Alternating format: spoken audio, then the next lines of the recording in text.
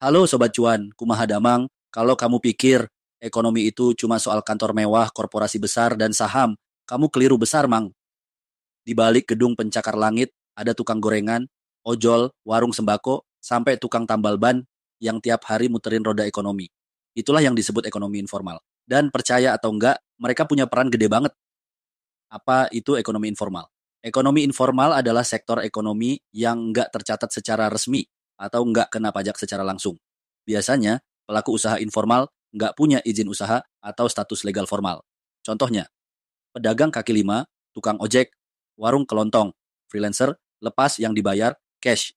Ciri-ciri ekonomi informal, skala usaha kecil, modal terbatas, tidak tercatat secara resmi oleh pemerintah, tidak punya jaminan sosial atau perlindungan hukum. Kenapa ekonomi informal penting? Satu, menyerap banyak tenaga kerja. Saat industri formal susah buka lowongan, ekonomi informal jadi tempat banyak orang cari nafkah.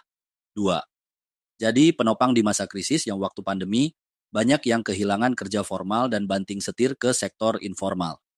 Ekonomi tetap muter gara-gara tukang sayur, ojol, sampai pedagang online. Tiga, fleksibel dan cepat adaptasi. Sektor informal gampang berubah menyesuaikan kebutuhan pasar. Misal, tukang bakso bisa pindah jualan kopi dalgona waktu tren berubah.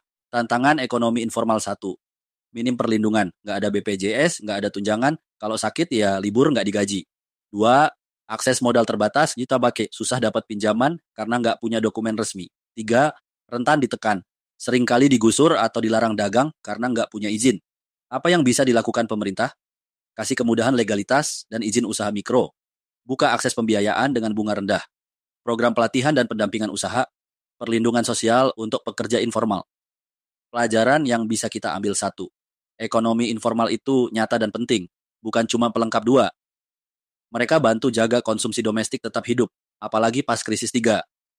Dukung mereka dengan beli produk lokal, kasih review, dan bantu promosi disclaimer informasi ini disampaikan untuk tujuan edukasi dan hiburan saja. Semua opini yang disampaikan adalah pendapat pribadi dan bukan representasi kebijakan pemerintah.